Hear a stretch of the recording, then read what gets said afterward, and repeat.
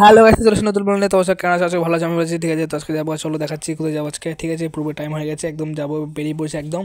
ঠিক আছে, আমি আমার দাদা, ঠিক আছে, একটা দাদা, তো যার সাথে আমি ঘুরি সেই, ঠিক আছে। তোর সাথে পুরো দুটো হেলমেট নিয়ে নিয়েছি একদম।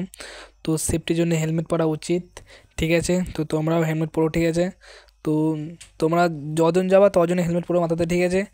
সেই জন্য আমরা নিয়ে নিচ্ছি, পুরোপুরি বেরিয়ে গেছি। আজকে যাবো আমাদের বীরভূম জেলার বাইরে, মুর্শিদাবাদ। চলো দেখাচ্ছি।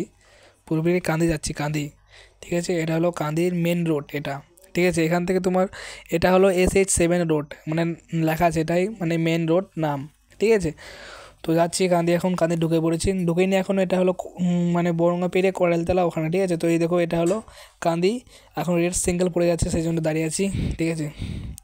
তো যাচ্ছি একদম, এখানে হেলমেট পরা খুবই উচিত, তোমরা হেলমেট পরবা, ঠিক আছে। তো এসেছিলাম আমি হাসপাতালে, হাসপাতাল না তো এটা ডাক্তারখানা, পায়ের রিপোর্ট দেখাতে, ঠিক আছে। আমার দাদা পায়ের রিপোর্ট তো হয়ে গেছে দেখানো, রিপোর্ট দেখানো কমপ্লিট, ঠিক আছে। এবার যাও বাড়ির জন্য রওনা দেবো, ঠিক আছে। তো এবার পুরোপুরি একটু টিফিন করে নেবো, ঠিক আছে। এটা হলো পরোটা, ঠিক আছে, এটা হলো মুর্শিদাবাদের পরোটা। তো একটু খাওয়া দাওয়া হলো আমাদের, ভালোই করেছিল, ঠিক আছে। এখানে মুর্শিদাবাদ, তোমরা এলে এখানে খেয়ে যাবা একদম। তো এবার বাড়ির জন্য রওনা দেবো, ঠিক আছে।